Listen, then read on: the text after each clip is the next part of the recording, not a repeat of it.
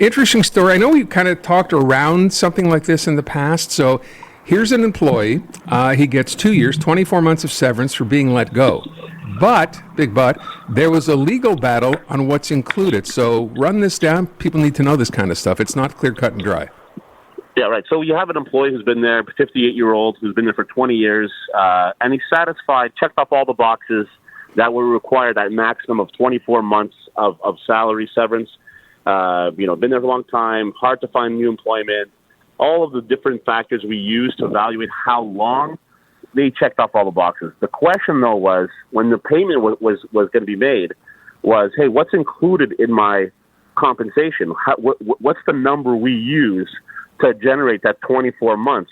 And obviously the employee was saying, I have a lot of additional benefits that should be included in my compensation, such as bonuses, commissions, allowances, and perks. And the company was saying, no. Not all of that should go into your salary. It's intended to help you find another job.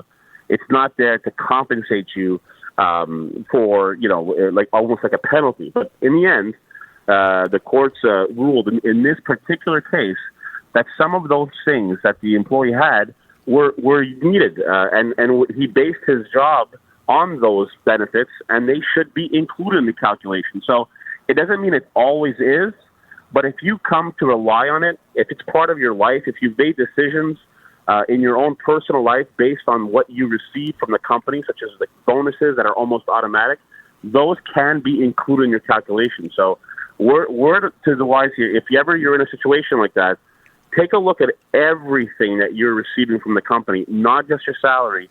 You have to evaluate every benefit you may have. Car allowances, if cell phones are paid, and not necessarily because you're going to get that, but it should be evaluated.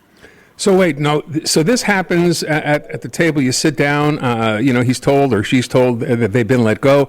I'm guessing the employer is just thinking, write a check. Here's what you're entitled to, and off you go. Is the time to sort of take a look at what you just pointed out at that time, or is it okay to have this discussion after the fact? Right. So anytime you sit down and the employer informs you letting you go, and they offer you a package, I have yet to see one that doesn't indicate in that package, in the contract, you have had the opportunity to consult with a lawyer so that you won't come back and say, hey, I made a big mistake here. So it's written, it's assumed that you're going to get legal advice and you're going to have things evaluated. So the first thing you have to do, and you and I have talked about this, when you're in that situation, you don't want to make decisions on the fly. You don't want to say much. You want to just listen. That's a good thing to do. Take notes, and you want to get out of that meeting with as much information as you can get so that you can sit down with somebody and they can advise you properly. But again, when we talk about salary, when we talk about severance, it's not just whatever your payment is into your account every second week. I would say if your T4 that you receive from your employer is different from your payroll, well then it's highly likely that you should get more than just what your strict salary is. So, again, I don't want to belabor the point, and I understand what you're saying. With the idea of, say, perks, for example, which were built into a contract when you started that job, you're saying that you can still be entitled to those even though you've been let go? Absolutely. If they're built in. For example, if we look at bonuses, bonuses are not usually included. But if bonuses have become part of almost an expectancy that you're going to get them, and that's the way the framework of your contract is, with your employer. If they say, listen, if you consider your salary plus your bonuses plus you're at this pay grade, it's almost as if they're using the bonus, although it's called the bonus. It's used as compensation to keep you on board and to keep you happy with the company. So people and employers can label payments any way they'd like, but if it's something that you rely on and you've come to expect almost as a guarantee, well, then that might be considered to be salary and not just a one-off bonus that you might be entitled to that's above and beyond your salary. So again, I'm not playing the employer's role here, but I'm thinking, outside of perks, say something like commissions, which are basically performance-based. You get those commissions, you earn them when you've achieved, a certain level or sales or whatever else. Once you're gone, that's not even the equation anymore. So how can you try to ask for that as well? That's a great point. So if you are working for a company for 20 years and every year when you tabulate your commissions, you have an extra $30,000 of salary, and that's consistent. Well, then that will be included in your salary. It's been time and time again tried and tested. Commissions, it's not that you were just going to get commissions that you didn't earn. It's more a question of, while I was working here, how much commissions would I earn on a yearly basis on average? And that's what your compensation was. So companies try to get out of that. They try to say, no, commissions, that's not part of the deal.